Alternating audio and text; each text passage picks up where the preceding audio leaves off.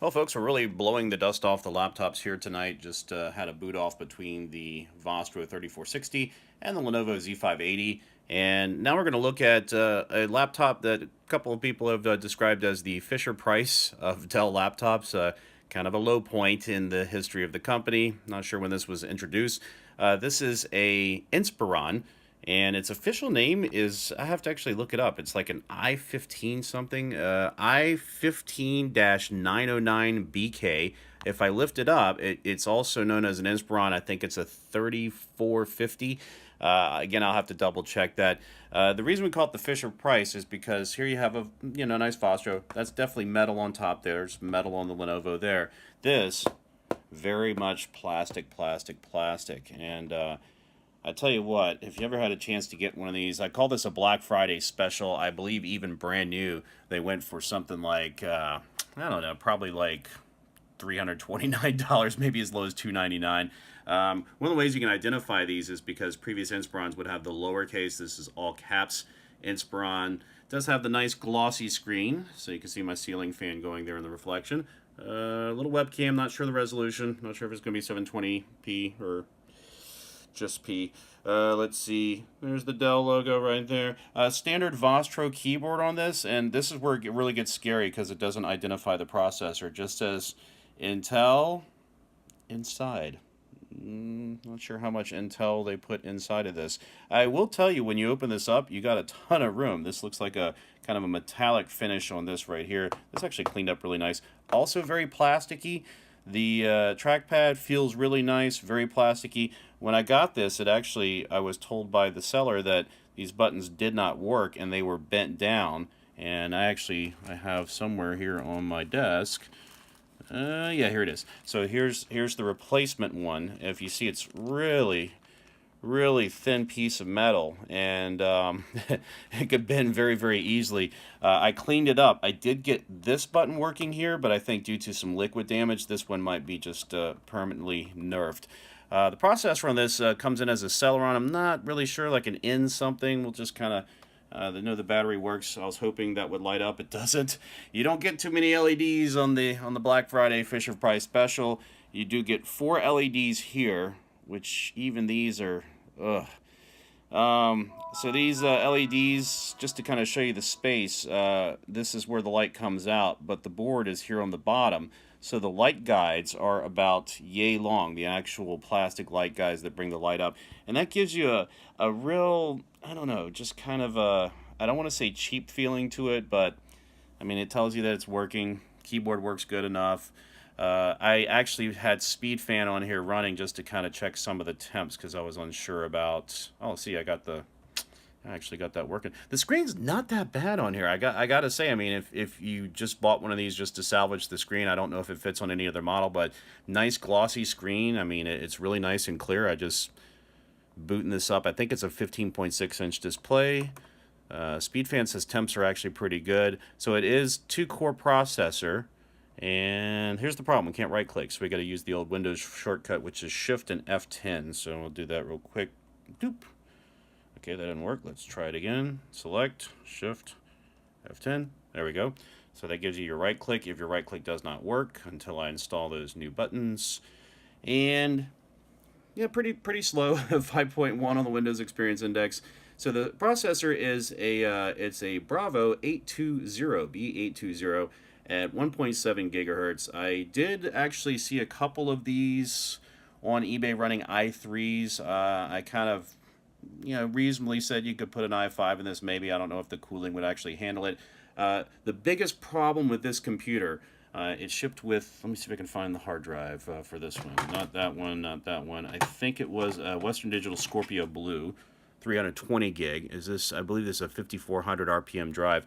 So slow hard drive and only 2 gigs of RAM. Came with Windows 8 and 2 gigs of RAM. I'm not sure of the basic minimum system requirements, but when you calculate that you're not going to be able to use the full 8 gigs of RAM because, of course, the integrated graphics are going to steal a little bit of that, borrow if you will. And yeah, it's just, so there's the real name. It's a 3520 Inspiron. And then the reason I don't like the Vostros that are based on the same model, again, it's just, you hear that? So much plastic. Oh, hear that?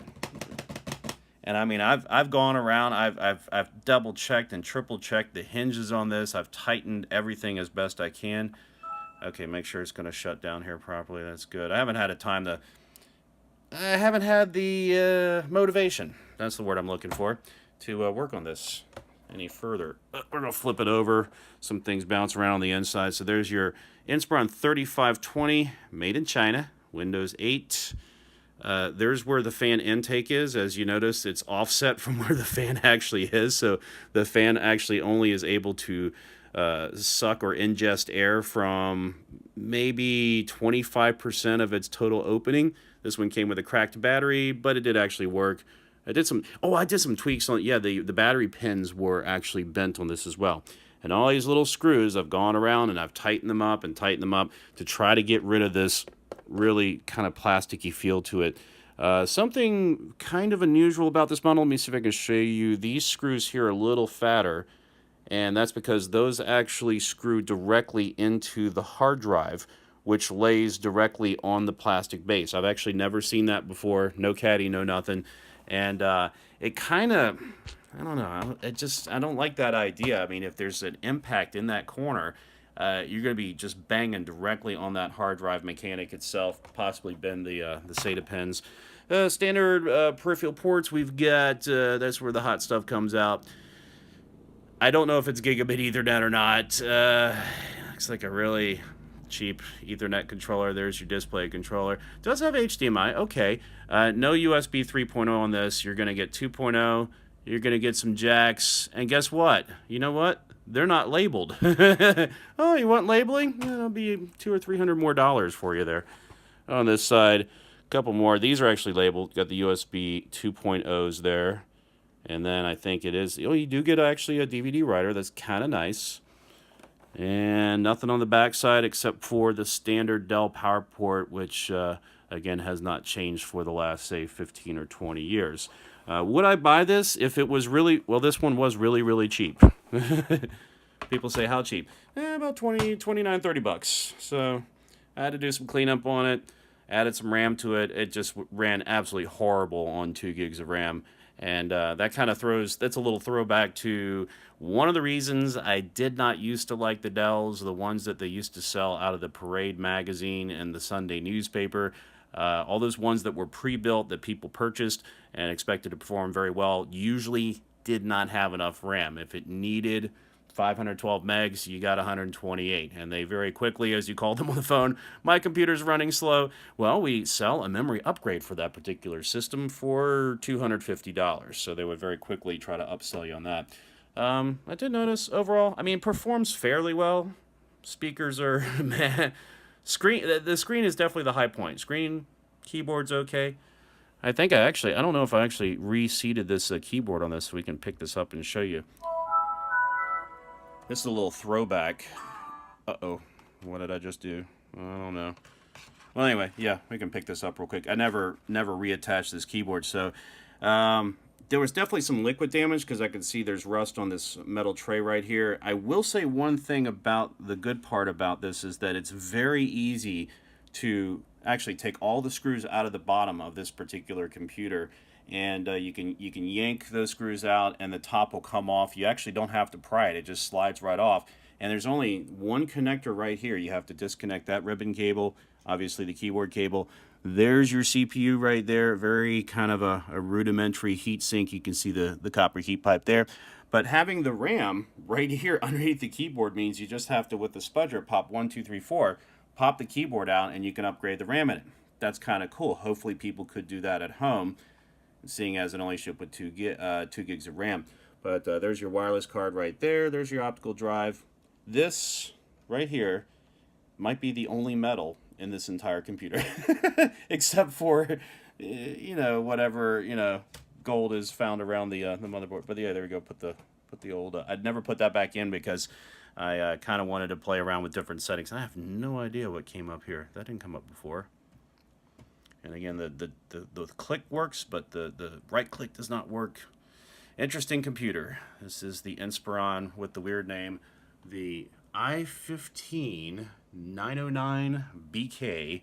The BK should stand for Black Friday Special. They sold these at Walmart and Best Buy. $300 brand new, maybe a Black Friday $249. What could you do with this? Facebook, email, things like that. That's about it. No heavy lifting. But I am curious. One day maybe I'll drop an i5 into this one just to see, because that's the big question. How upgradable is this machine? Somewhat. I was expecting it to have soldered RAM. I was expecting it to have soldered CPU, but looks like I can actually do a little swap. Looks like I can upgrade the RAM. Can't do anything about this here. Oh man, this plastic. Oof. Come on, shut down. I'm tired of looking at you. It's just everything on it. Let's pluck this one. You hear the metal in that, hear the metal in that. Sounds solid, sounds hollow. Anyway, that is the Dell Inspiron 30-something something. Official name is the i15-909BK. I hope you enjoyed watching. Leave some comments down below if you have some ideas as to what I can do with this machine. And I'll get back to you later on what I did with this machine. Have a great day. Bye-bye.